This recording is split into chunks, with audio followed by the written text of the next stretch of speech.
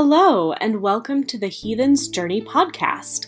I'm your host, Siri Vincent Plough, and I'm so glad you're here. This is the show where I explore heathenry through a queer lens.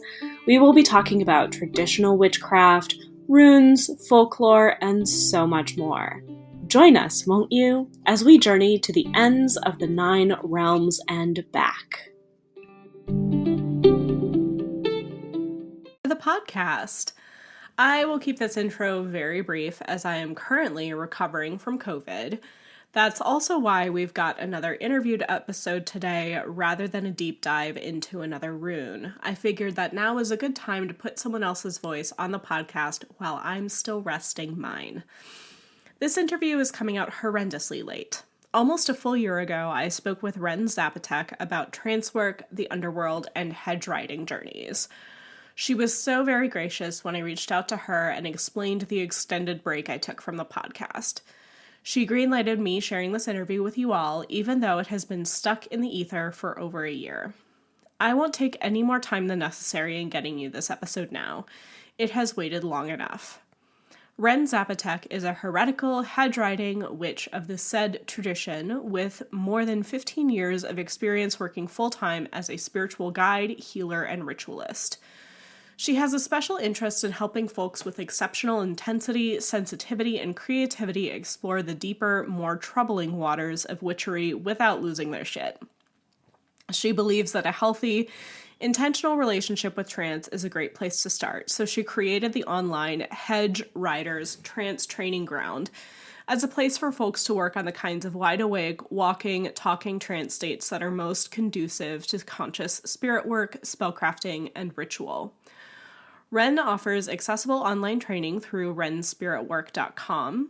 Folks local to Raleigh, North Carolina can email hello@renspiritwork.com for info on in-person gatherings.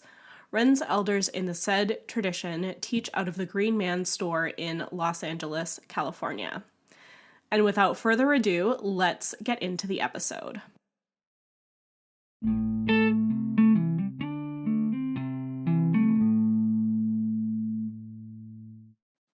Hello, Ren. It is so lovely to meet you. Hello, Siri. I'm so excited to be here and chat with you today. Yeah. So this second season of the podcast is all about underworld journeys. I am a Nordic practitioner, but a lot of my listeners are traditional witches or don't necessarily follow a Norse path. So a lot of my guests actually... I only have one guest this entire season who is a Norse practitioner himself. So that is, I just like to bring in a lot of different perspectives so that we're not siloed away from one another. So in your tradition, in your perspective, what is the underworld? I was so excited when you asked me about this topic about underworld journeys, because one of my first questions, that would have been where I started too, like the assumption that we're all talking about the same thing, when we know that in cosmologies around the world, there's like lower world, underworld. Are we talking about death? Are we talking about ancestors? Are we talking about something else? Are we just talking about down in the dirt or in the roots? For my work, I can be really flexible on cosmology. I can play in a lot of arenas, but for my personal compass, if I'm laying it, I usually for underworld, I'm talking about the space of death, decay, decomposition, the kind of unraveling of the stuff of being a corporeal, physical being. And what it means to become a spirit and to kind of enter something outside of being physical and manifest and fleshy and whatever it takes to kind of strip down to the root of who I am. We also sometimes talk in my tradition about the depths, which is sort of like a personal underworld, which is sort of like the place where you bury your own shit, is the place where anything that you're kind of like holding down, all of your own decay, even while you're in life, sort of like what's under your feet, what are you rooted in, but also what have you buried, what is kind of at the core of you that might be a little bit more hidden and yet somehow is the foundation of your life as well. So it's sort of like the underworld to me is like the meta depth, is like the depths of all. So you could kind of go into like your personal underworld, your depths, or you're like, what's humanity's depths? What is humanity right now rooted in? What are we burying? What would we have to kind of strip off and dig into to kind of get into our own grave and into our own mortality? And then you could say, the earth. What is the underworld of earth? What is the underworld of, maybe on some cosmic scale that's hard to imagine, but does that get us started? Yeah, that gets us started and situated very nicely because that jives very well with my personal definition of underworlds. And that's kind of especially if I'm working with people who are not Nordic practitioners, that's kind of a definition that I sort of go with. If people are culturally rooted in like Norse mythology, then I do work with the lower realms of Helheim, Muspelheim, and Niflheim, which are the three kind of underworlds in Yggdrasil and places where the dead end up, or the frost giants, or some of these ooky spooky figures in the mythology. But I think that it transcends that specific mythology, right? Like it is this sort of place where we have the compost of our beings, and then there's like rebirth that comes from that. It's like a soil, right? Like what nurtures you is also in the underworld. Yeah, I love that. In a lot of the traditional craft and in my tradition, we talk about world tree. Not that we'd never call it, Yggdrasil, but I don't necessarily know everything about all of the different 9 realms. Is that right? It's 9. Yes. All the different realms connected and necessarily in that mythology. But I do have a sense of when I think of the word realm, we're starting with like, what's an underworld? What's under? What's a world? What's a realm? I think of realm etymologically is about rules, and it's sort of like a place of shared rules. So it's like the realm of being a physical being on Earth. Like we got rules like gravity. You got to be made out of atoms. That's a rule. Like we're sort of like, we don't have rules. No, we got a couple. There's a few. And so when I think about a realm of the underworld, so, well, what is the rule? What are the things that are required to be in the underworld? What are the things that are sort of like required? What is the rule that says that now you've connected with the ancestors?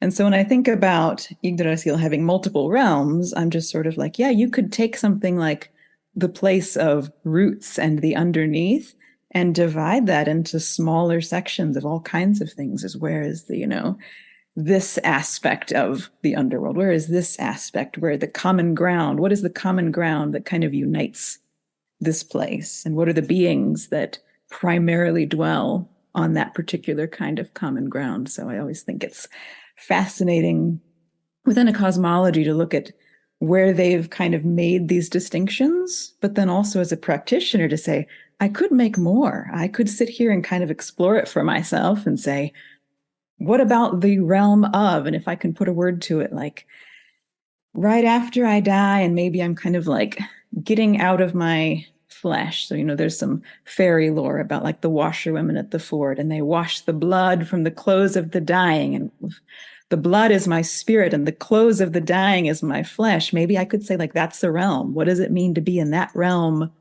What's the realm where the rule is releasing your relationship to your flesh? So that's the rule. That's what it means to be there. And I could say, now I'm entering that realm. So I think it'd be really interesting for me sometime to look at some of the 9 realms and be like, what is the common ground here? What is the rule here? It's not gravity. What is it? I love that way of thinking about it because often in heathenry, the realms become very literal. They are like physical places that you go to or that you take a trance journey and visit, right? They're like the realm being like, this is where, like Midgard, the realm of Midgard is where we live now, right? But the 3 underworlds, as they're kind of explained in the mythos, are Niflhel is the frozen hell.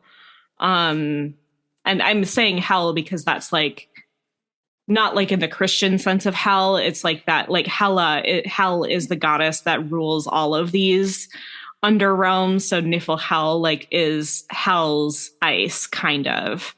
Love hell. Seen Yeah. depictions of that being amazing.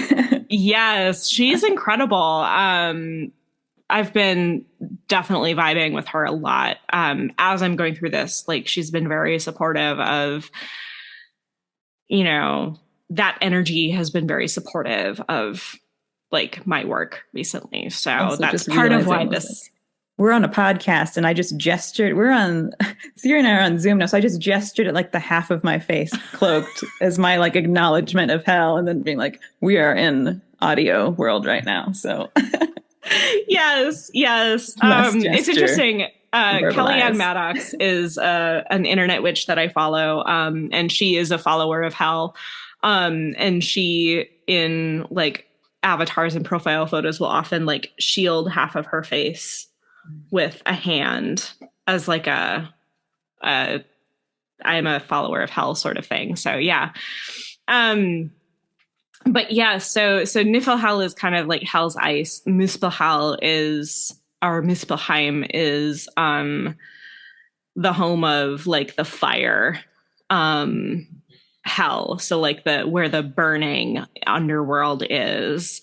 And then Helheim is just kind of like the fields of the dead, right? So like that's where, most humans end up after they die. If you are a very bad human, you end up getting banished to certain planes in Niflhel, usually.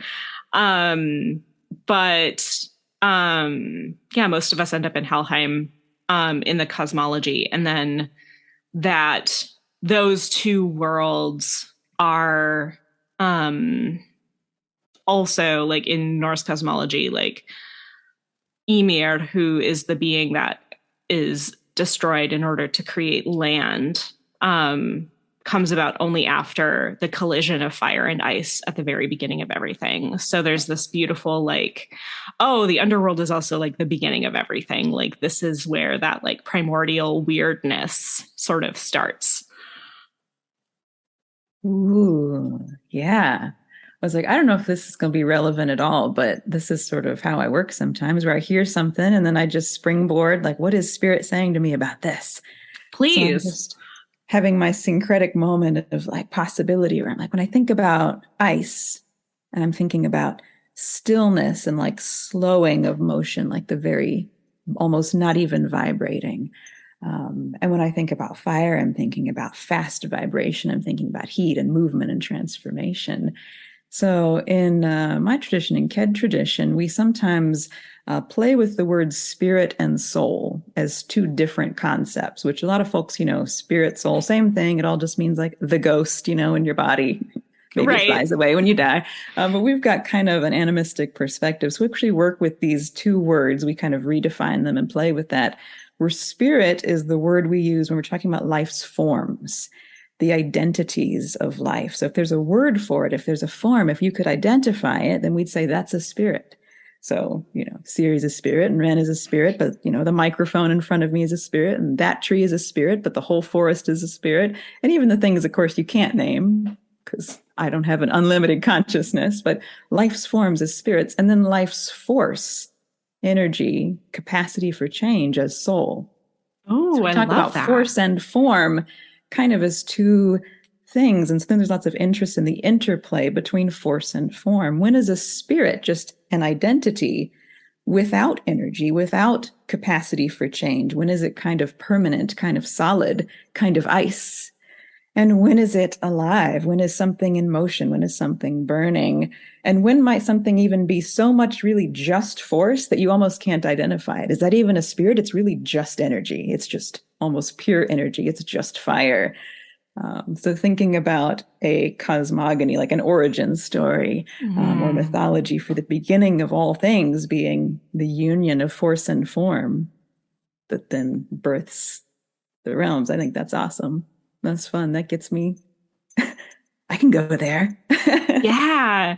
Well, and I think it's really interesting. I'm really glad that I had you have you as a guest on the podcast because this conversation is already very rich, and I'm enjoying it immensely.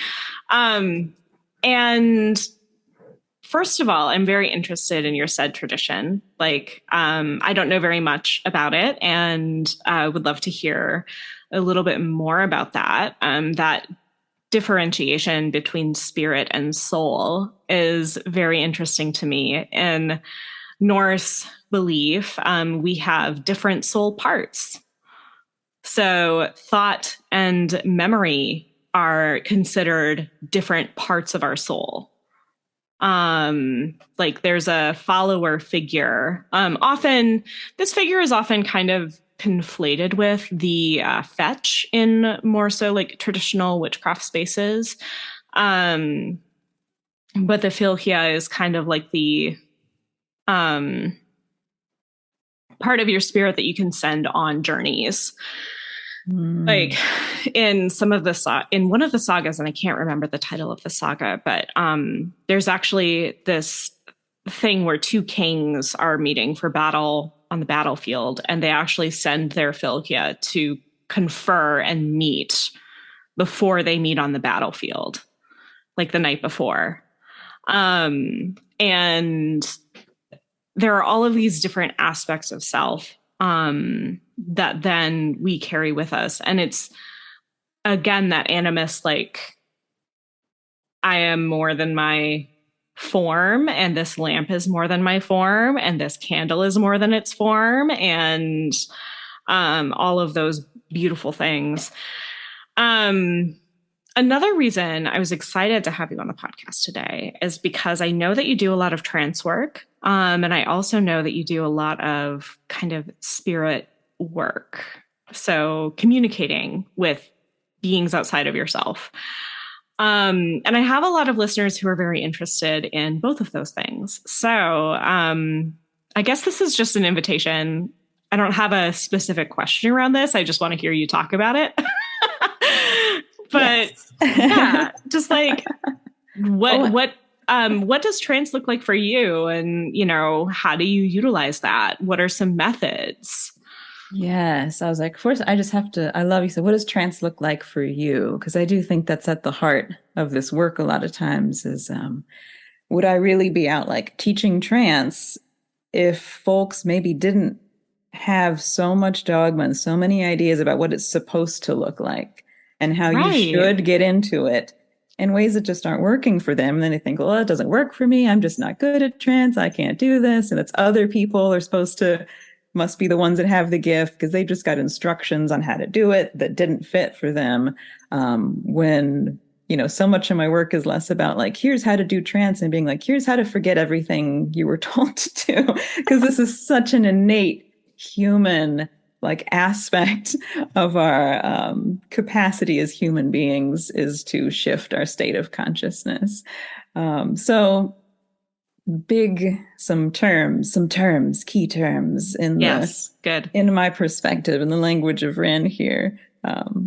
Side note, tangent number one.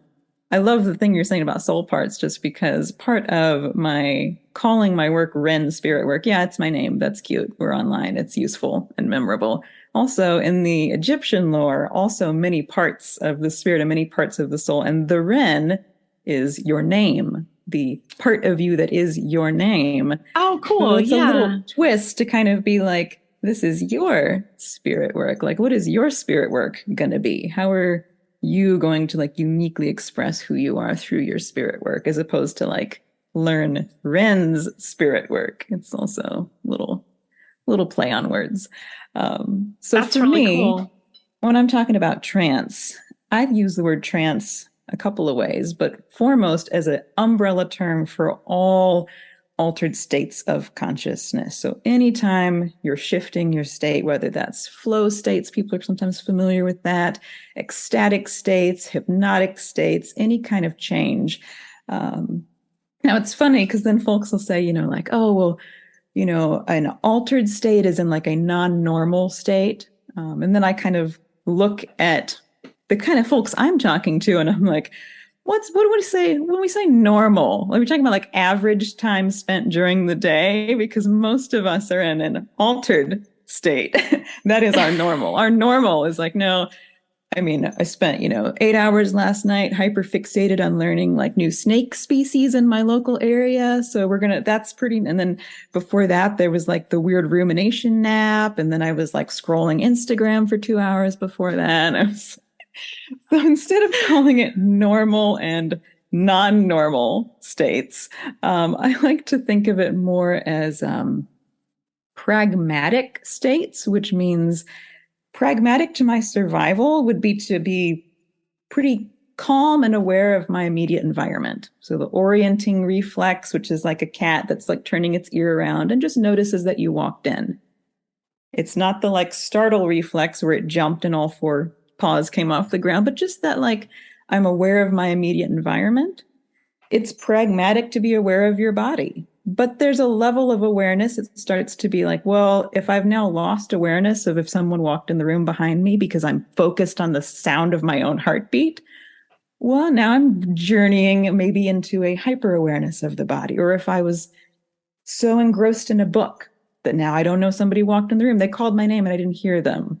It's not that that's a bad state, but it's a less pragmatic to survival. If I was walking in the woods, hunting and gathering, I probably wouldn't want to be holding my bow and, the only thing I can feel is my bow. Nothing else exists. It's not pragmatic. That's all. No. And similarly, like if you're leaving your body and I'm, journeying in the underworld, is that like the most practical state to be in if my goal is to be in my present environment and aware of things around me? Well, no.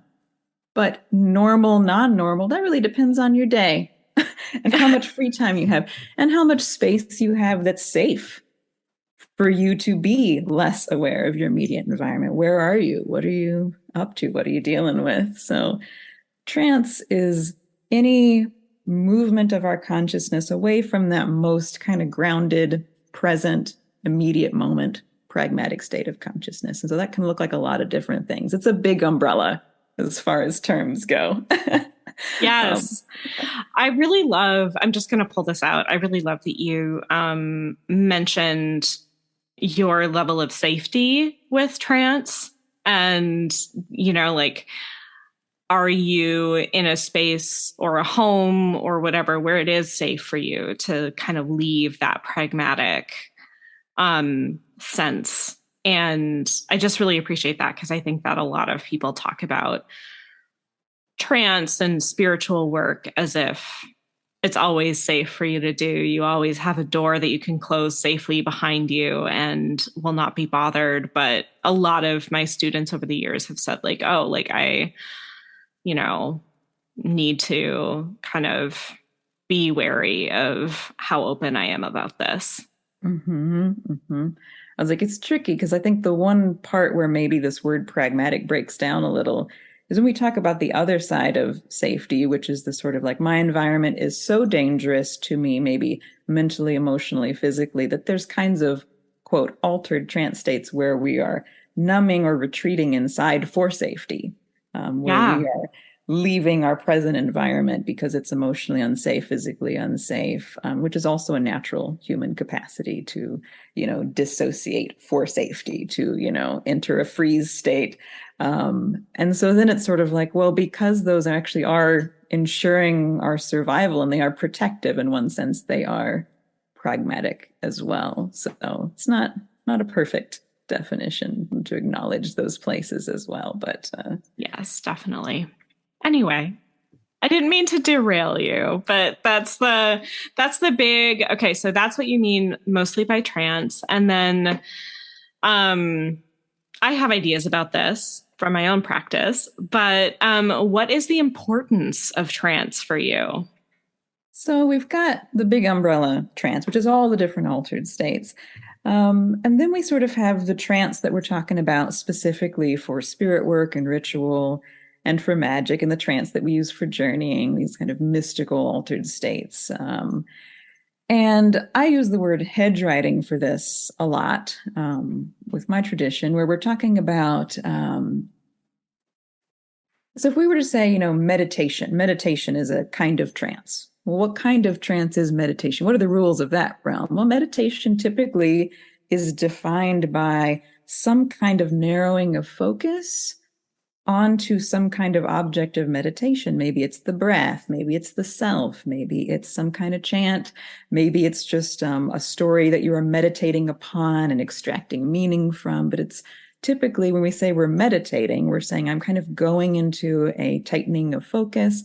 Even mindfulness, where we're hopefully, if you've got a good instructor, they're not telling you that mindfulness is just perfect focus, holding perfect focus for 30 minutes straight. And everyone's like, I can't do it. No, it's this practice of like refocusing and like coming back to your breath. That is the practice. So you're nodding. You've heard some of this before. Yeah. Yes. Always so sad for the folks that have just been told to, it's meditation. You're not doing it right if you have thoughts. And they're like, I keep having thoughts. No, that is just returning the focus and noticing the thoughts and getting more compassionate with yourself that you have thoughts, and this returning. So it's about focus. A flow state is also about focus, but it's also like flow comes out of this, like, well, there's this level of challenge with whatever it is that you're doing that's met with a level of skill that allows you to kind of be less conscious of the activity in like a controlled prefrontal cortex way. And now you're just able to kind of be so fully in it that in some ways you're less aware of it. It's like it's got some other things that define a flow state. Hedge riding is not defined by its focus or concentration. Hedge riding, the hedges that we're talking about, are in spirit, sort of like, I guess I'll give the symbolic thing first. So like you got your village and it's ordered and you got a little house, and then there's a hedge around the outside that separates the village and the ordered village life from the wilderness beyond. And I say it this way because I understand a lot of folks listening to this already kind of like, whoa, I don't know how I feel about the fact that we draw this hard line between like human village and nature, because humans are part of nature, just like the anthill, and this line is problematic. And it's like, yeah, that doesn't mean it doesn't exist. It doesn't mean we don't experience it. It doesn't mean we didn't build it and that we don't live with some of the hedges that we have planted. And it doesn't mean that just knowing that some of them are not helping us, that doesn't make them go away. Mm-hmm. If you have in yourself, if you were raised with the idea of separation from nature, then there's a hedge there. So hedges are these man-made barriers. That's not nature-made, man-made. Humans planted it, fences, hedges. We put the shrubbery in and we pruned it a certain way. So obviously then we're not talking about literal shrubbery. We're talking about the internal things that have been planted that divide us from specific states of being. So like for some person, it might be, oh, I'm really shy. Public speaking is terrifying. There's a hedge there. It's not that I'm physically incapable of making sound in front of people, but aren't I? Someone told me I shouldn't. Someone told me I couldn't. I don't feel like I can. What kind of movement would it take to get over into the realm of now I am speaking freely in front of a large group of people? Or if you're really fucking weird and you're like, well, how weird can I be in front of people? Y'all can't see me here on Zoom right now, but I am moving. I do a lot of gesturing. And for some folks, it's like you might have been told, like, fold your hands and like keep them in your lap, be still, be quiet. Some of your childhood, like, here's how you're supposed to behave. And I sometimes give the example of like a kitchen table, and you've got your plate on the table, and I'm like, well, are you allowed to, eat with your hands? Some people are like, yes, in my culture, we do that. Some people are like, oh, I don't know if about touching food. Like, are you allowed to put your feet on the table? And some people are like, well, I mean, I can physically put my feet on the table. I don't love that. I feel like it's dirty. It's like, yeah, that's pragmatic not to put I was like, can you put your feet on your plate? And now the person who was like, I can put my feet on the table. What do you mean, like my feet on my plate? And it's like, well, the cat can do it. Watch your cat. Your cat can do it. You can put your feet directly on your sandwich. Nothing is stopping you, but there's a hedge there. It's not a natural hedge. We said, we've decided, we've learned. It's not about the hedge being good or bad. That might be good not to put your feet directly on your sandwich. Nonetheless, what if in certain kinds of rituals or workings or spirit work, what are the hedges that we cross to get into that place where maybe the feet go directly on the table? Maybe you jump up on the table. Maybe now you're shouting frenzied into all of your loved ones or just strangers, you know.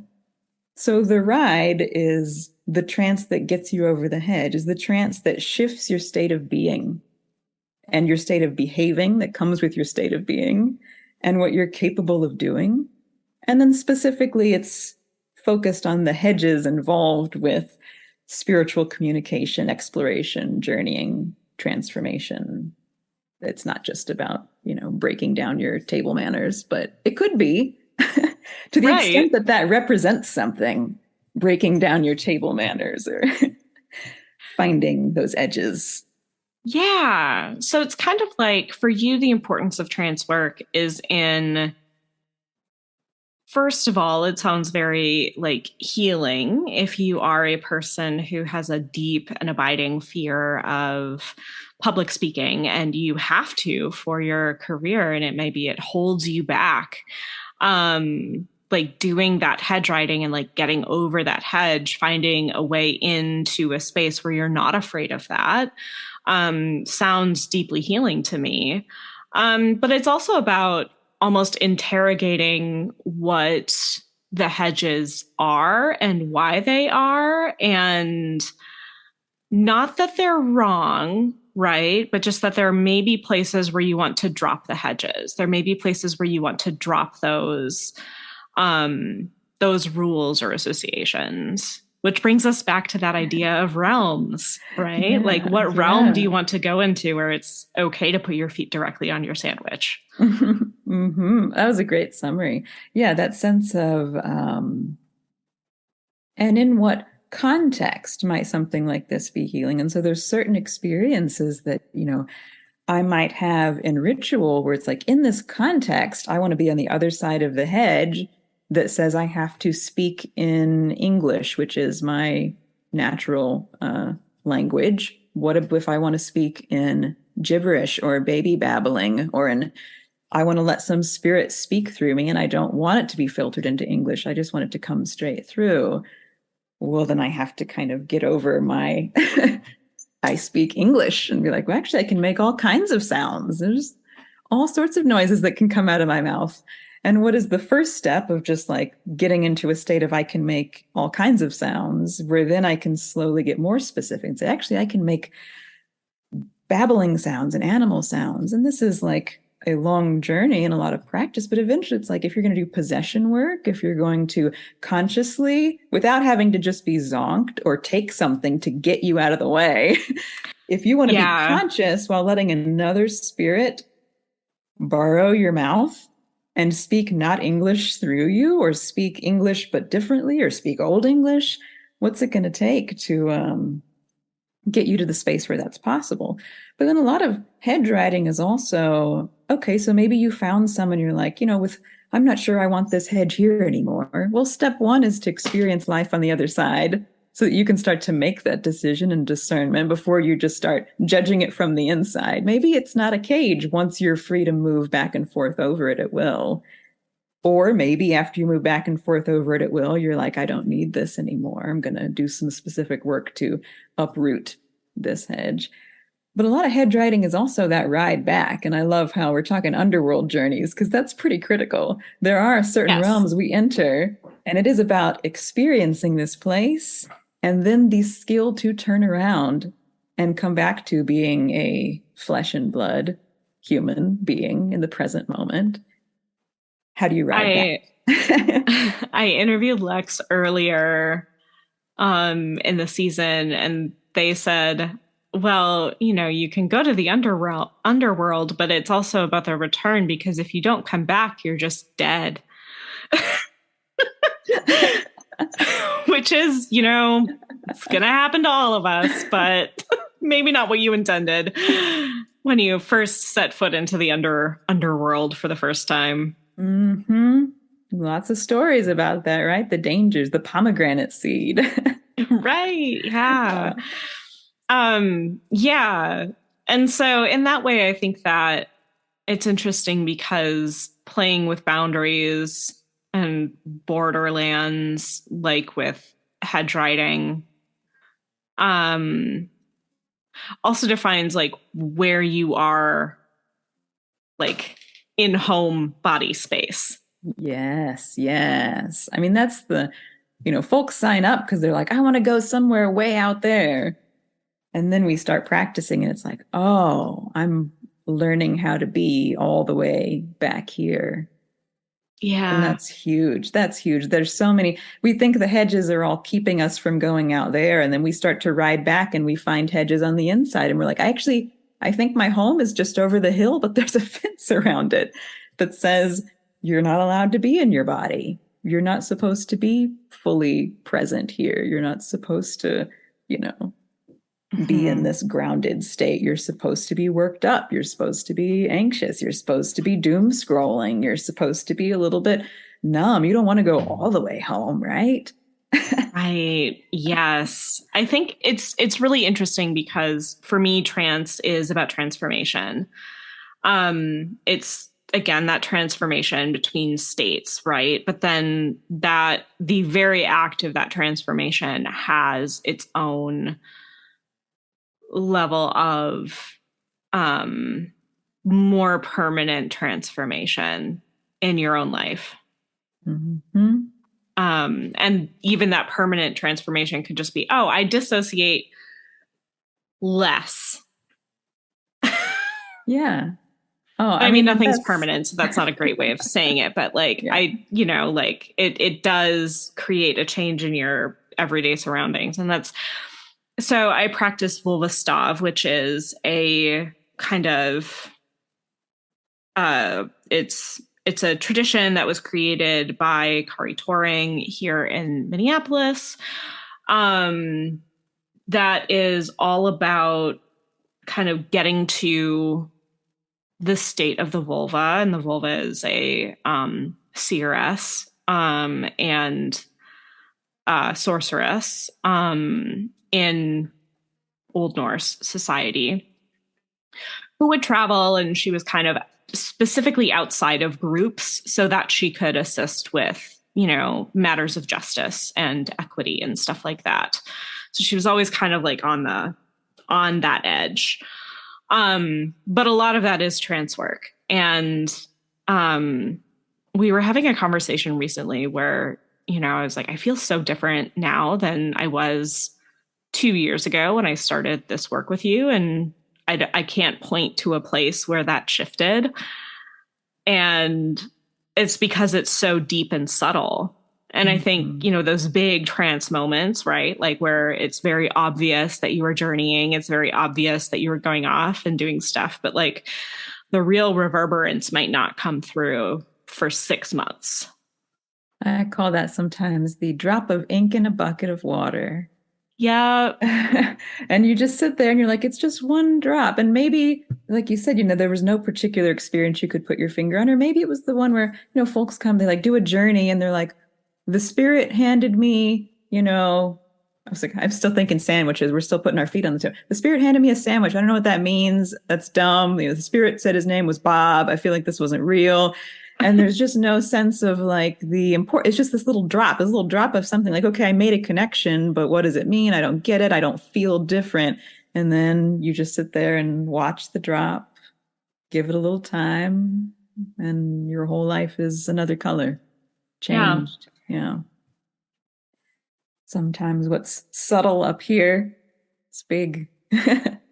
Yes. Or the visions aren't what you expect. Like sometimes I think, especially with trance, we expect everything to have this sort of aesthetic mystique that is beautiful. Like I love when that Yeah. happens. And I think that my spirit in particular, you know, loves a particular aesthetic and so will code images to me in a certain way. I actually recently had a dream where so this is really strange. I recently had a dream where I was with a friend in dream space and we were in like a touristy Japanese restaurant.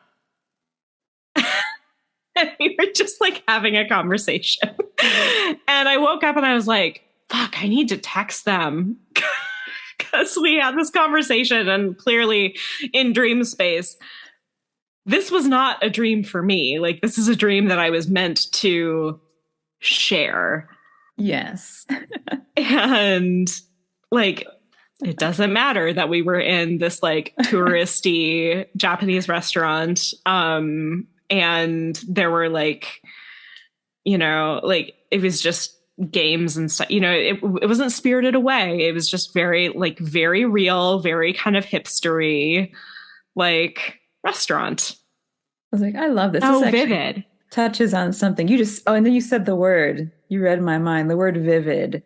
This is one of my favorite words right now. So I'm going to go on my soapbox for a second, because one of the like big things that gets in folks' way with trance and journeying, especially when we start talking about conscious trance and intentional trance, and like you're wide awake, maybe your eyes are still open, you're still in the room talking to people trance, as opposed to I'm laid out on the floor, I've got the blindfold on, I'm trying to be totally gone. But this sort of like, what's the trance you're going to use when you're spellcrafting, when you're leading a ritual, when you're working as a healer, you're doing a reading? But these states oftentimes have less vividness. And that there's also folks with aphantasia who just don't experience vividness in their imaginal space. There's no visual stimulation of that particular nerve. Or folks who have kind of a low fantasia as opposed to the like hyper vivid. And that there's so much folks being told that the vividness is what counts. And then that couples in with the like being told that, the spiritual aesthetic of it is really important. And so sometimes it just be like, y'all, these are relationships and communication. And I understand, like, I also love if every conversation with all of my loved ones could happen deep in the forest by the waterfall. And, we're naked and chanting. And this is where our best ideas come from. Like, that's, yes. And also some of my best ideas have been text messages. And then the other person like emoji react like, yes, thumbs up, peach, joy face, because we're older. Joy face is key for us elder millennials. Yes. But so it's just this sense of like, okay, but does the part where it happened on text, is that the most important thing, or was it the fact that we had this idea that changed our lives?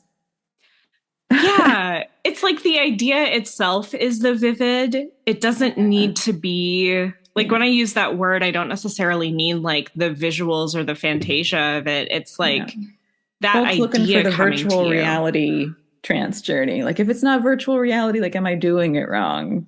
Right. And you're absolutely not doing it wrong. Which I also think comes down into, if it's not virtual reality, if it wasn't so vivid in the sense of virtual reality appearing indistinguishable from reality, then how am I supposed to believe it was real? And we're looking for the level of vividness that will counteract our insecurity about it, our uncertainty about it, which then just gets down into another issue of sort of like, well, is there actually even a level of vividness that would make you believe, if believe means attaining some supernatural state of certainty about everything that you're doing? If that's what you're looking for, there might not be.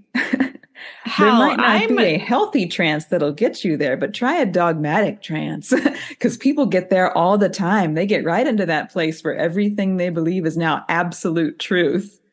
But that's not actually what we're looking for in this community. No, sirree. That was so painfully Midwestern. I'm so sorry. When we say like that out, it comes out of this sort of like, well, I'm sure growing up in the Midwest, you didn't meet anyone with dogmatic sense of religious belief, where your faith in the certainty of what you were told is true is like the number one sign of you being of good character. Right. I was like, I'll get more Texan all of a sudden thinking about it. Just right. Yeah. Oh my God. Actually, I'm just going to do a quick plug mid episode now, because I'm passionate about this. My very dear friend from my teenage years, Gina Kedlick, is publishing a memoir on, it's called Heretic. And she was raised evangelical Christian, left the church, came out as a lesbian, got a divorce, and like kind of about all of that stuff that is stuck in there, and also the cultural grip that evangelicism has on Americans. I mean, globally as well, yes, but like I think that there's a particularly American evangelicism that has deep political clout and, you know, stuff that is very important. Anyway, so everybody should go order her book. It's coming out in October, I think October 26th or something. But yeah. Did you say the title? I might have missed it. Heretic, a memoir. Right. Oh, yes. That's punchy. Yeah, I know, right? I mean, talk about a lot of hedges. Yes. That's a big part of, we talk about all the journeying over the hedges into these incredible spaces of mysticism and freedom and liberation, but also discovering those. I have a very specific definition for dogmatic trance that I like, and I call it dogmatic trance because I want to imply that some of the side effects we see with trance, like anesthesia and amnesia, which is like, oh, I forgot what I was saying because I was channeling, or oh, I was like super strong but kind of numb while I was drumming all night. And we think of these as good things, but they have their counterpart here in a dogmatic trance, is that we know that dogma is oftentimes like, well, an authority, put forth a statement and decided it was absolute. But I add a second part to this definition where I say, like, okay, dogma is not only something that has been given to us from an authority, whether that's a single person or a collective, the authority of the group mind, has been given to us as an absolute truth that cannot be questioned without consequence. So there's this second piece of like, why is it that we cannot question dogma? Why? Because there's a risk to your health and safety in questioning it. That is always like the underwritten second piece. Like, well, why can't I question what the priest said not to question? Because you won't be safe if you do. Now, we get to decide later in life whether that's true, but we often sort of like try to pepper the first piece with questions, the actual belief itself, like, oh, I'm not sure, but we're not sure why we feel this kind of pervasive dread and fear and resistance to questioning. And it's like, well, you got to question that second piece. Is it safe to question the first piece? Who told me that I wasn't safe? In what ways would I not be safe if I questioned the first piece? Because it creates this, like when you're in the dogmatic trance, I often talk about it like bunker brain, like you're like on the bus with all the people that believe the same thing as you, and it's kind of safe, but they blacked out the window, and where are we going? And you start to feel this like pervasive sense of dread, and you wouldn't necessarily call it that, but there's an anxiety because the windows are blacked out. There is this sense of like, there's a world outside of here that I can't see, and it's nerve-wracking, like the horse blinders. I kind of feel safe in here, but there's a weird nagging sense like, I'm buried up to the neck, and I don't know what the rest of me is. I'm not allowed to look at it, and I've kind of forgotten it's even there, but something feels wrong. And if you're in a state of this weird, cognitive dissonance, like pervasive dread, then the person who is preaching, well, you're right to feel dread, it's the end times, suddenly that's the only person making sense. And the people who were saying, why, there's nothing wrong, like everything's okay, like just love and light. And you're like, no, I'm feeling something's deeply wrong. All of a sudden, the person who's explaining the dread is the only one who makes sense to you. And down the rabbit hole you go. Right. So I just want to make sure that I'm totally understanding this. So for you, dogmatic trance is a state of being in which it is dangerous to question the dogma or authority for fear of, negative consequence. But this is more so like a state of being when you are in these really dogmatic spaces, or is it an approach that a trance student may take to trance in the beginning, saying it has to look like this or it's not real? The answer is D, all of the above. Okay. Because there's so many reasons. Like, okay, so if somebody opens up a book and it says, the only way to get into trance for your witchy, magical, heathenry thing. The only way you got to sit still and quiet, and you got to stare at the wall until the wall melts and you're in a virtual reality tour of the underworld. And, this person's like, okay, well, I'm neurospicy. I actually have ADHD. I haven't sat still since 1981, but okay, okay, book. And you might be like, okay, well, why would that be dogmatic? The book can't hurt you. The book's not going to jump and eat your face. It's not, some that'd be close.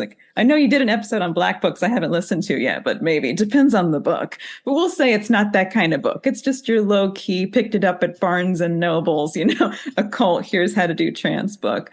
Then why would there be that fear? Well, there was probably earlier training in your life about listening to the teacher and the consequences of not obeying the teacher and of not doing what is required within, the classroom culture. And so even though now it's just a book, there's still this relationship to teacher that can create the fear that then creates the trying to practice it and feeling like you have to do it that way. Well, and I think also that gets to a deeper, what are the consequences that I create for myself if I am not doing or capable of getting into trance in this way? Mm-hmm. Does that mean that this is impossible for me? Does that mean that there is something fundamentally wrong with me that I need to somehow try to fix? Or and fixing could actually look dangerous. And who told you that you needed to be fixed and that you were broken? And who told you that you couldn't question that you were broken? Right. Right. And if it comes all the way down, it's dogma all the way down. Right. And it can even come from within the self, is what I'm trying to say, is, it can be this belief that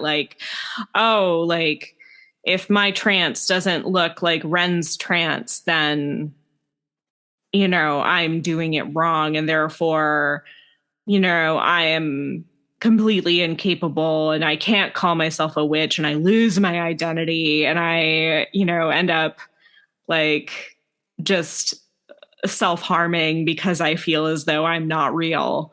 There's all of these things that it can come from within. The dogma can come from within, and it's often attempting to protect ourselves. And that it's so funny with the comparison when folks are talking trance journey, because someone who's experienced to be like, oh, and then I went into the underworld and the ancestors are there and it's so beautiful. And then they handed me a skull of blood and I drank it. And then I knew all the answers and it was amazing. And someone else is sitting there like, oh, I had a really hard time focusing. And I was just thinking about this fight I had with my partner earlier. But then I did kind of see a skull for a second, even though she didn't say skull. So I guess that's kind of cool. But I don't know. This was really lame. I suck. And what you don't know is the person who sat there and was like, and then they gave me a skull of blood and I drank it and it was amazing. The part they left out was they were like, and I also got distracted. And I also my butt started itching and I scratched it and then moved on. Mindfulness. I returned to my all this shit happened. They just didn't tell that because it wasn't relevant to the story. Kind of I could be like, oh, me and my friend had the greatest idea. And I didn't say, oh, and we were texting back and forth and I burned dinner while we were doing it. It's it wasn't relevant. So I left it out. But for someone who's trying to be am I valid? Can I even do this? For them to not know, hey, even the person, you might be thinking they're totally in the zone the whole time. You have no idea. They're singing show tunes in there. They got distracted. They had a wave of self-consciousness. Yeah. And sometimes trance can be I was in a forest and I didn't like it. Mm-hmm.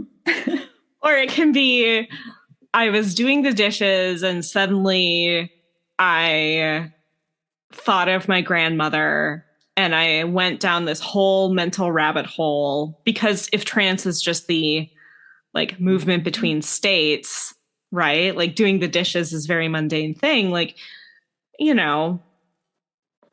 or if you start thinking about your grandmother while you're doing the dishes, then that can also be, it can be so subtle. And that's been the biggest takeaway for me with my Volva work, is that it can really just be very subtle. It can be dreams that you don't remember, but they were important, something happening on your subconscious level.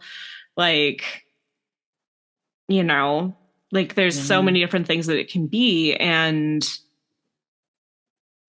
it's that ink in the water thing. What matters is how the ink changes the water. And Yeah. that one drop isn't necessarily the thing of consequence. Thinking, the one thing I would want folks to know is kind of like a shift from, we talked a lot about like, oh, the obsession with vividness and like sit still and focus and all this, but what is the other thing that you could try if that's not been working out for you, staring at the wall? It works for some folks, but if that's not working out for you, I would offer that one of the things that both traditional practitioners have experienced and known is woven into a lot of cultures that practice trance and the tradition that I'm in as well. As also, there's neuroscience where they've discovered, that's not the right, we discovered the thing humans have been doing for 100,000 years. But one of the keys is repetition, specifically a kind of repetition that then becomes automatic so that you're not having to think so much anymore about doing it. And so the example is when you're first learning to drive a car, there is novelty, and probably you are not thinking about grandma unless you're just like, dear God, grandma, oh my God, I'm going to hit save me, grandma. Right. But for the most part, you are so in the moment because it is challenging. It is taking all of your awareness. It is not automatic. But, you hit 40, you've been driving all these years, you're on a road trip, there's no other cars on the road, and it may not be the most pragmatic thing to lose some of your awareness of the road. It's not pragmatic, but all of a sudden you're in this 2-hour conversation with grandma. Mm-hmm. All of a sudden you're visiting the underworld. All of a sudden you're chanting while driving because the driving is automatic. So when we think about washing the dishes, if that is automatic for you, driving, and all of the things that are maybe look more aesthetic and traditional, the chanting. Well, it's not going to work if it's a new chant, if you've never done the chant before, if you've only been doing it for 5 minutes. You got to get to the place where the chant is familiar and is worn smooth and you don't really have to think about it anymore. Listening to drumming because it's repetitive, rocking, swaying, taking a walk.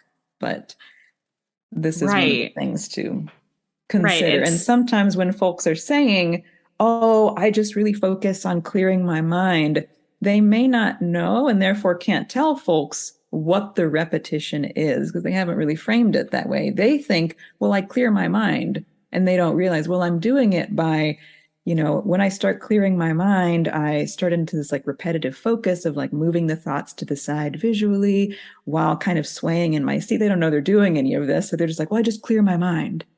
And the other person's like, I'm trying and it's not happening, but then we have all of these cultures that are kind of like, well, did you rock until it got weird before you tried to experience silence? Because that silence is more of a side effect than the thing you do.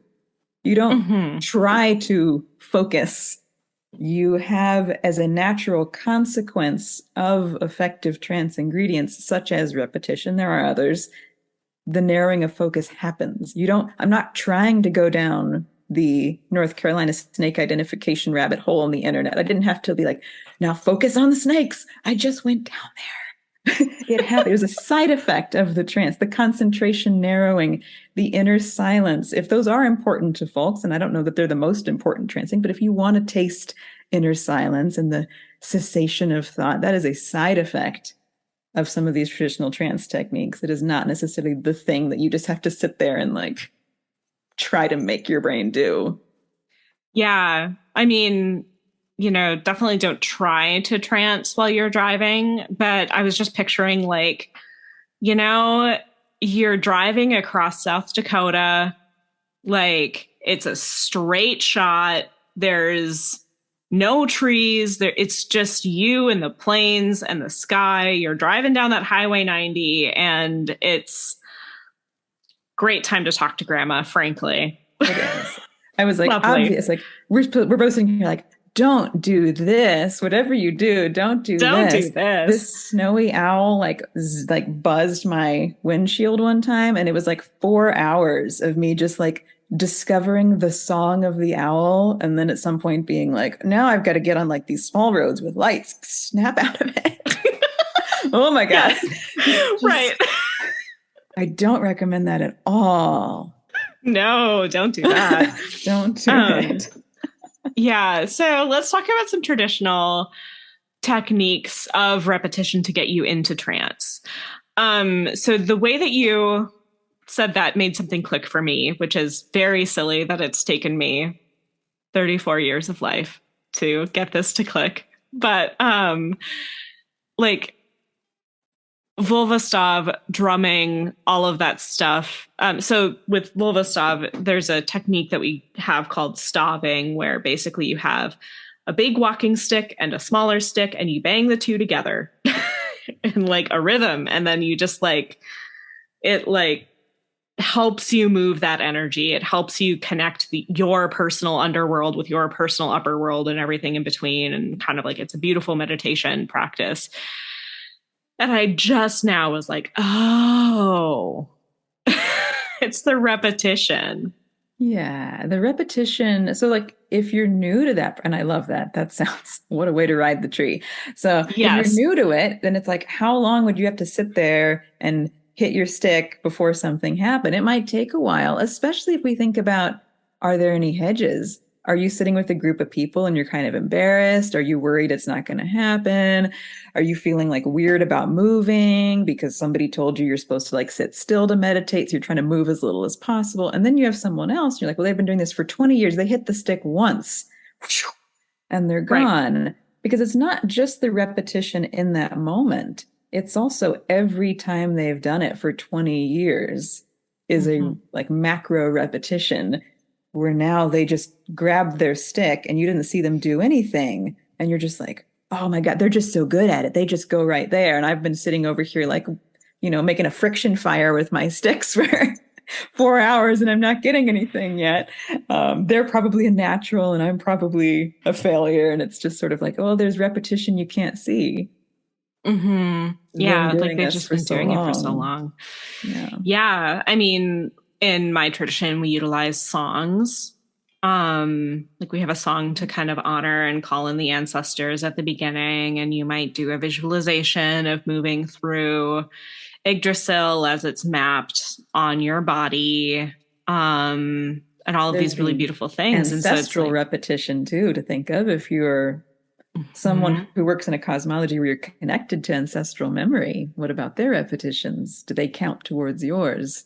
Exactly. I mean, I think for me, another ancestral trance has been spinning, like spinning wool, just doing that, the repetition and the stories that unlocks, because it's just, you know,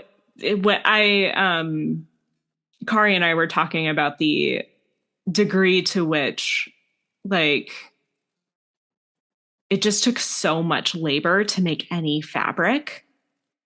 Yes. And so many different parts of the process, all of which involved repetitions and things you would have done 10,000 times. I was like, we have a person in our coven, actually, she's out in Los Angeles and she has a spinning wheel and we'll spin in certain rituals, and the sound of the spinning wheel, even for those of us that don't spin, like the click of the pedal and the like pulling, that's a good one. A rocking chair.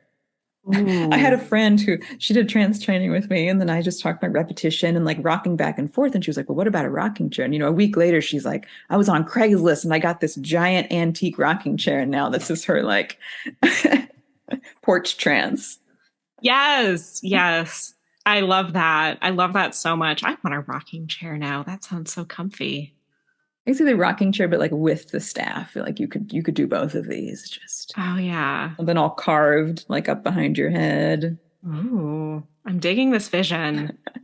I mean, all the ritual accoutrement, like you've got your robe that you put on every time, or your special necklace you put on every time, things, and then that it can also help with the return journey, the things you stop doing when you are leaving trance. So this is, you know, the how do I get back? If you were doing some sort of repetition and you're trying to get back, like step one, you got to stop doing the thing. So if you were rocking and swaying back and forth, and then, you know, you're like, I'm trying to get back, but I can't seem to, and this is me now rocking And it's sort of like, well, now you've got to get still. Now you got to do the opposite. You got to reverse that. If you were chanting, now it's time to like sit quietly for a minute. If you were tapping the stick, put the stick down. If you were wearing the special ritual garment, take that off, put on your street clothes, and it helps you with the return thing, because if some of the repetitions were things you weren't aware of, if you're like, I'm washing dishes and I'm instead of talking to grandma, which might be good depending on your grandma, you're like, oh, I'm having a fight with, the person I divorced 5 years ago and they're not even here. And I'm just in this like ruminating trance.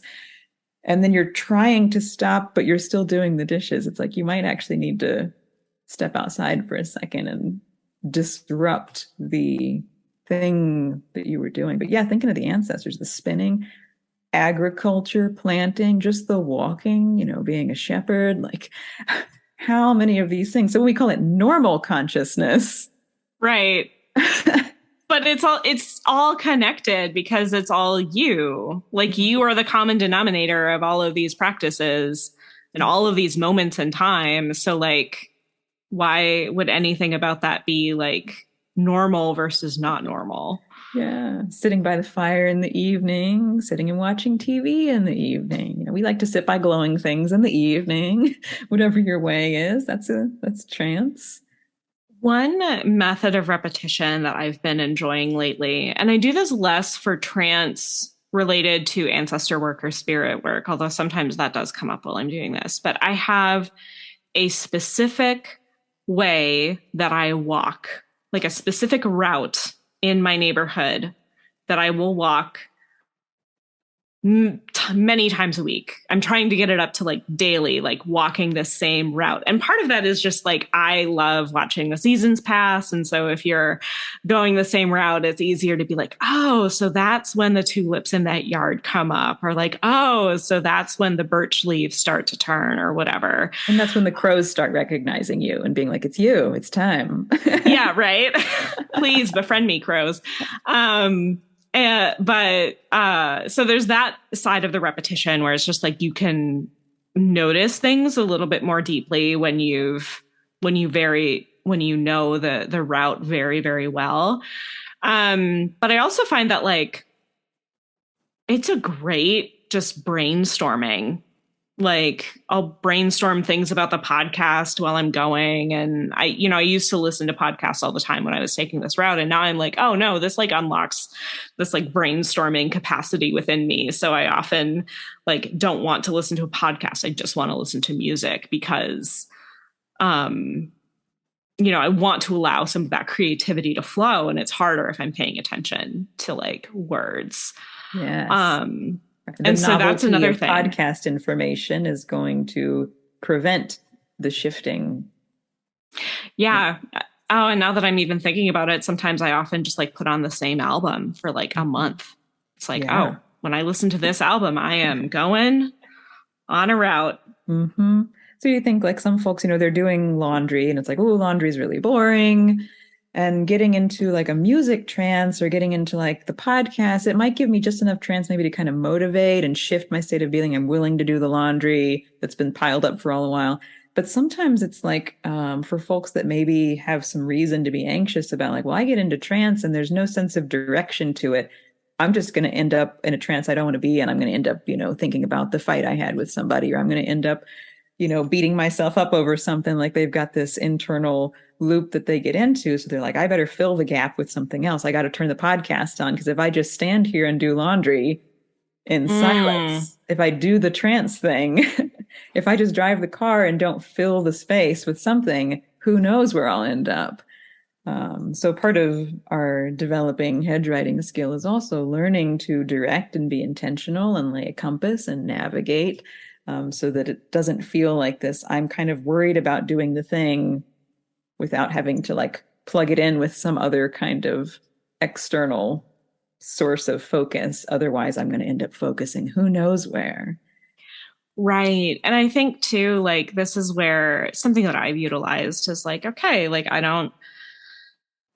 going on a walk, for example, I don't know what's going to come up, but I am curious about, I'm writing about this one rune and I just curious about that and just kind of setting that intention as I walk out my door. Like, I am curious about Raido. And then I see what happens, you know? Yeah. And sometimes that works and sometimes it doesn't. Sometimes something else comes up, but you're setting, I think it's important if you have those anxieties about where you're going to end up in trance, that like, even though you're going into this state of consciousness that is different from your current state of consciousness, you can still guide it. And a question, coming in with a question. That's one of the first ways I teach, for all the ways we have of like, or in like calling in different quarters and laying in a really complex system of like navigating the spirit world, to just have a question. Yeah. And like you said, sometimes like you can have the question, but you're not quite, like your heart's maybe not all the way in it. Or sometimes you ask the question, but what you didn't realize is that there's a part of you that's like not really willing to go there. You just think it's the question you should be asking. So there's some layers of like, what does it mean to really ask the question in a way that's going to take you there? But it still does start with this, like, can I ask a question as a starting point for the quest? And then sometimes it goes somewhere else, and you can consciously in the moment be like, I like where this is going. This is interesting. That's not where I thought this question led, but you run with it. But a question is a wonderful first piece. Yeah. So we've talked about repetition. So swaying, rocking, spinning, Yes. Yes. drumming, like a Yes. just normal, like Yeah. regular drum beat, not one that you need to think about. Mm-hmm. Just like normal, we're banging sticks together. A whole lot of aspects of repetition can help you get into that headspace. Having a way of coming back so the repetition helps with that. You just stop doing the thing that you're doing repetitively, and so you can come back really nicely with that.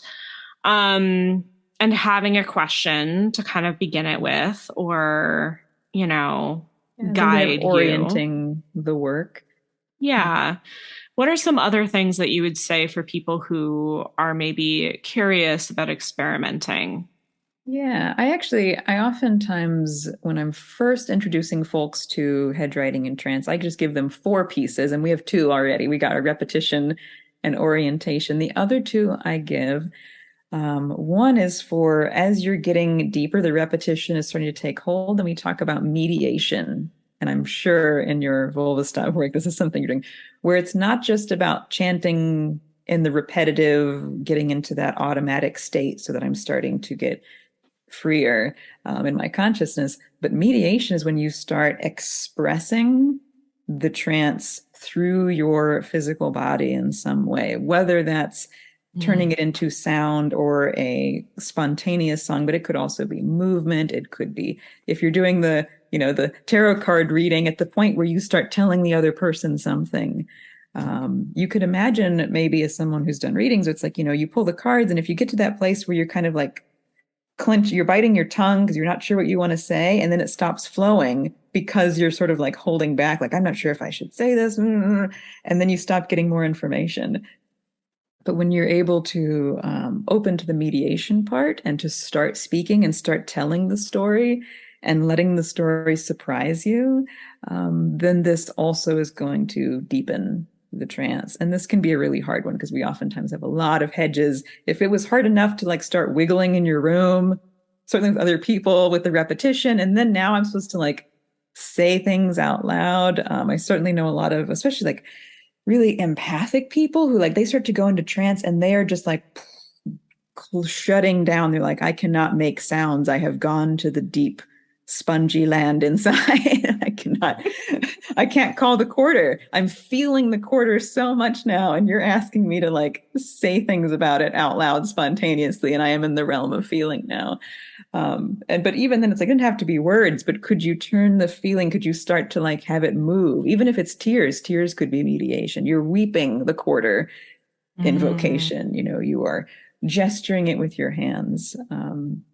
So to some extent, the mediation piece is part of where we are going when we're talking about active hedge writing, as opposed to like a hypnotic, unmediated, I want my consciousness out of the way so we can just plant a seed way down in there. If we're talking about hedge writing, the kinds of things we do like in ritual, then mediation. And then the first piece, I actually would put this before the others, is motivation, which is that question of not only what is my question, but why? Why is this my question? As a starting point, not so much out of an analytical space, but if I can get to that sense of like, oh, I have a question about this rune. That was good example. So if a question about this rune, well, why do I have a question about this rune? Well, it's the next one, and I was doing a series. Well, why are you doing the series? Well, because I don't know. It just feels really important, and it like connects me to the ancestors and the tradition. And well, why do you want to do that? Well, because then I have this like deep feeling of like being part of like my aliveness instead of like separate and like weirdly like broken. I feel a sense of like wholeness and like meaning. And then you start to get beyond words and you're like, I don't have words, but it feels like it matters. Deep in my gut, there's a feeling like this matters. And then we're starting to get in touch with a desire experience. So it's like in my body, I'm embodying this sense of like, this matters, this is important. And it has a little bit of quality. And that desire starts to create the state of being. So it's sort of like my desire to connect with the ancestors. We'll just do the underworld version. How do we get to the underworld? Well, I desire to go to the underworld. Well, why? Because of the connection, that sense of like, what is the love if I were able to like be in the presence and beyond death? And okay, but can I get into that state of being, an ancestral state of being, shifting from I want to be with the ancestors to like I am, like I'm touching it, I'm creating in myself this ancestral sense of myself. And then from the state of being, then you add the repetition, and that's like when you nudge the horse to start running. But which way are we running? We're running in the direction. The direction of travel is determined by that state of being that I went to. And the state of being that I went to was determined by the desire. So for instance, I was like, maybe we didn't acknowledge desire. We skipped this part. We're like, underworld journey. They were just talking about that in that podcast. I'm going to do one. And we skipped this part. This is unwritten. I desire to escape my life because it's been hell lately and I'm really looking for fantasy. And instead of turning on Netflix, I'm going to do an underworld journey. None of this is conscious, but that's the desire. And then we kick the horse. Dun, dun, dun, dun, dun, dun, dun. Where do you think we're going? What realm are we going to? We are going into that state of being, the desire for escape, the desire for fantasy. And we are going to maybe have a wonderful, fantastical virtual reality experience of the underworld, maybe. Or maybe we're going to connect with the spirits of escape.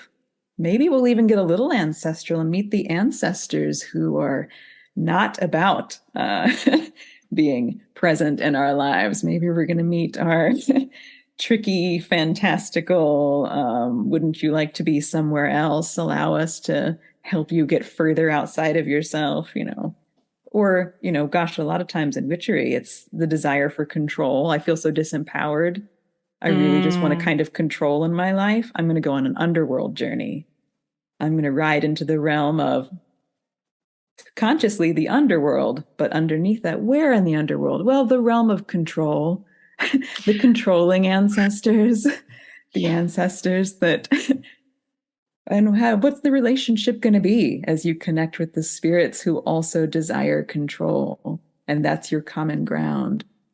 And also, like, is it even the underworld that you're going to? It might look like that. It might look like that, but it's... Because you're controlling what it looks like, right? Right, This is how I want it to look. It's a cave. I want it to look like a cave. Exactly. And I think that's such an interesting way of breaking it down. And I am going to experiment with that a little bit more because I think on some level I'm doing that. But if I could get to a point where I was more explicitly stating those things at the beginning of things, I think that would help me in my practice. Especially for folks that are concerned. Like, what if I don't want to go talk to, this group of spirits and be like, well, your state of being is the main bridge there. It's not the only thing. This isn't kind of like you can only talk to spirits that you have everything in common with. That's not it. But it's like this bridge. the realm you're entering. It has to do with, on Earth, what we're used to in our physical realm is that a place is defined by proximity of like our physical matter. So we think we're going to go to the underworld and it'll just be defined by who we're standing near. But we're entering a place that is not primarily defined by proximity in space and time. What proximity makes a place or a landscape in the hidden realms? We're talking about proximity of spirit, proximity of identity and nature and quality and energy. Not that you have to be, completely aligned, because a lot of times we're talking about trance, we're like, yeah, I had a finger plugged into the realm and I had a small bit of something that came through, drop of ink in a bucket. It doesn't have to be that I got my whole body and soul into a state of I am dead now. Most of us aren't capable of that. That's the initiatory, the one ritual in your life. Maybe you get close to all the way there. But for most of us, it is just like, I'm just going to touch it. But can I even touch it? Can I even get into that motivated, like I am willing to experience my own mortality so that I can touch the mortality of my ancestors and of my humanness and have an experience of contacting that? And if I'm not reaching out from a place where I've brought that state of being forward, my own mortality, my own death, my own nature as an ancestor, then where am I reaching is the question. It could be a lot of places. What is the state of being? So folks will be like, oh, Ren, I had a vision. I was in a weird Japanese restaurant. It was very hipster. And I saw this, and I was sitting there and I was rocking back and forth, what does it mean? And I'm like, well, what state of being were you in? What was the desire when you sat down to do that? Because we need more context. We don't know who you were talking to. Because where were you? You weren't in a Japanese restaurant. We know this. Yes, you were dreaming. You were not, in fact, there. Well, dreams are tricky. That's what makes dreams tricky, is because we don't know the context or the desire, because they aren't a conscious and intentional trance. So sometimes there has to be other ways of asking the question later. Or just that gut knowing, like, I'm supposed to call my friend with this. Yeah, it's like, that's usually how I approach it when it feels like this dream is not mine. I'm like, okay, then if this dream is not mine, then whose dream was I sharing? And reaching out to them specifically. And, it might even be that like that trance situation wasn't for me.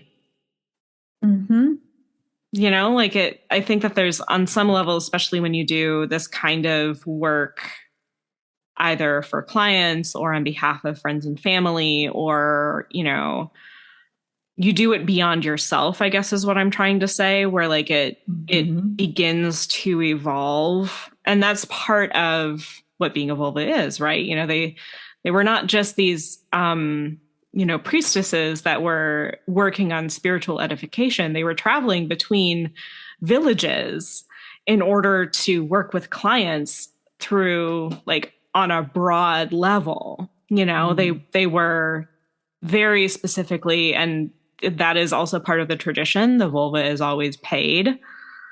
She is always like deeply compensated for what she is doing in some way or another. Like, this is of service to community, and it is a place of honor. And so I think with dreams especially, it can often be like, okay, this is just happening on an astral level, and I'm just here to vibe. Like, I'm taking direction from the other beings who ride in this realm. Yes. I was like, that is one of the reasons why, and it surprises some folks. They think like dreams, that must be like the easiest way to get into some of this contact. And I'm like, maybe not the easiest. It might be vivid. I was like, but I oftentimes, before folks start intentionally just being like, I'm going to focus on communicating through dreams, I'm like, you could work with some of the conscious stuff first. Work on the ability to navigate and work with it intentionally. And then you start adding in dreams as this like other way of having the door open. Because otherwise, sometimes you end up with folks that the only door they have open is dreams, but then they're kind of pulling with their desire all day at the spirits. Like, I have this desire for contact and magic and witchcraft, and I want to connect with the ancestors, but I'm so busy and I haven't done a ritual and I don't do any spells and I don't even look at my altar. But every night I go to sleep and I'm kind of calling them in. And so then they just start getting flooded. And they're like, every night I'm out of my body and every night I'm wake up exhausted because they just talk to me all night long. And I don't know, I can't say no because I'm asleep. And it's like, well, let's open some doors while you're awake so you can have these relationships. And it might settle down the fact that the one door you have open and the one door you're paying attention to is dreams. And this can also be if someone's like, oh, every time the ancestors talk to me, like I get an injury or like a sickness. And it's like, well, that's a door you might have open. It might be the one you notice. Every time you get a paper cut, you're like, what does it mean? But every time they, have a beautiful leaf pass in front of your face when you're walking, you ignore it. Right. They're like, we're just trying to talk. We don't necessarily push it through a particular door, but it comes through where your awareness is. It sounds like you help people create the pattern. Really. Like guiding them through creating, okay, why am I doing this? What am I trying to accomplish in trance work? Or, what states of being do I want to open myself to? If like accomplish feels like a very like upper world, like weird way to put it. So I'm just going to gold star. What am I trying to? Right. Yeah. Yes. Oh God, what is it? The gifted kid burnout of trance work. Yes. Oh, yes. But, what are you, I guess like, what are you hoping for is maybe a better way, because it's never, at least in my experience, trance is very rarely direct.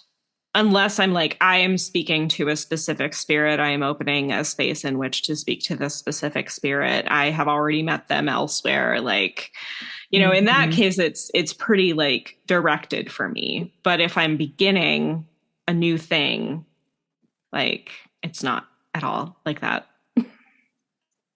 Absolutely. Yes. I mean, a lot of times, folks, they're like, how can I be like the purest possible channel and just get out of the way and just let it come through me? And dreams seem like a way to just, I'm totally out of the way. And, my first question would just be like, for your spirit work, when did you first have the belief or the desire, the sense that who you are shouldn't matter in what you say, that your spirit needed to get out of the way, that your voice as an artist wasn't relevant to your craft? And once we sit with it, if someone wants to sit and dig in and find their sense of meaning and their compass that says one of the most important practices I have is the one where I completely step aside, then I'm for it. But if it's just this kind of nebulous, someone told me I should just let spirits use my body and that was the best thing I could do, and that's how I would, fit in and be powerful and cool, as if I just was a completely blank canvas and, kill my ego. Okay, well, what does kill your ego mean to you? Where did you first hear about that? Tell me about that. What does that mean to you? What are you really looking for? What's the desire? What's the state of being? Where are you going? Yeah. What's your question that you're asking as you keep trying to kill your ego? Right. There's something so like, this image just like came to my mind, so I'm just going to say it. That when I think about that, like when you were talking about that, this idea of contamination, like I am a contaminant. I am, something wrong. And if I can't get out of the way, like if I'm working with somebody or if that is why they want to be the purest channel, I think we have some things to work on, because baby, you are not a contaminant. Oh, yes. And, the danger then of believing you're a pure channel. Yes. It's not me, it's the spirits. Circling right back around to dogmatic trance. Here we are. Even if you decided and you made your argument and your practice, it may not be for me. Like, it's not a judgment thing, but it's like if you decided in your practice that is the goal, the purity of the channel, I would still sit here and be like, well, careful of feeling like you got there. Yeah. It's a goal you can ever strive for, but enjoy the journey. Yeah. So I'm going to wind us down. This has been a fantastic conversation. I'm so thrilled that you said yes to coming on the podcast. Where can folks find your work? I'm going to, of course, include links and stuff in the show notes, but if people want to work with you specifically, where would you tell them to go?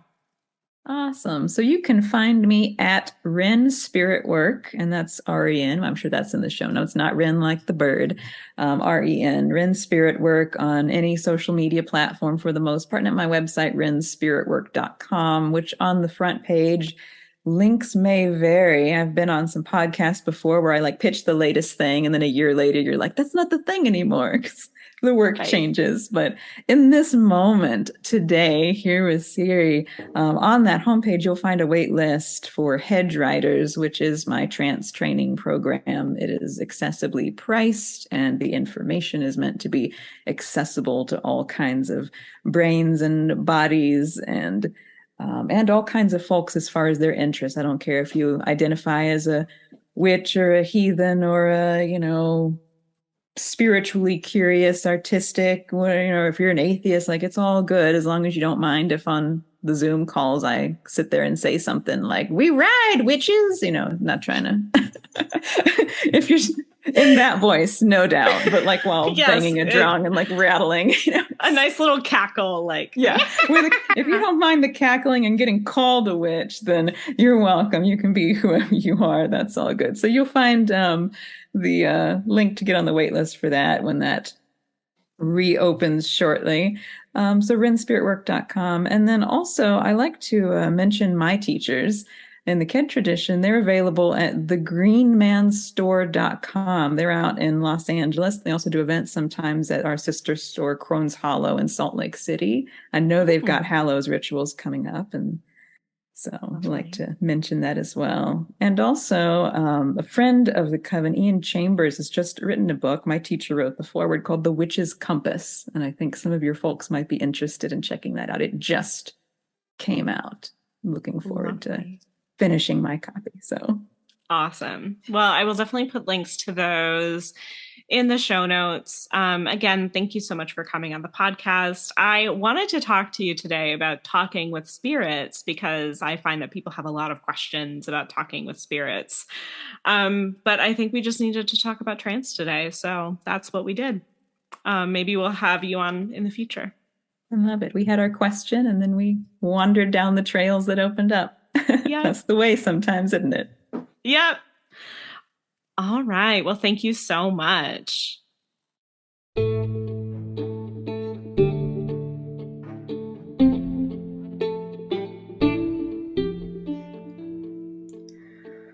Thank you so much for listening to the Heathen's Journey podcast. I'm so honored to share these practices, conversations, and thoughts with you. If you would like to support this podcast directly, please consider supporting it on Patreon. I share episodes without the ads, and I also share announcements of upcoming work. I have only one tier at $3 a month, but you can give whatever works best for you. If you would like more of my writing on Nordic folk magic, consider subscribing to my newsletter Trollbrev. The name means magic letters, and it is a space for me to share some of my weirder and developing thoughts on magic. Links for both Patreon and the newsletter are in the show notes. Thank you so much for listening, and remember, keep it weird.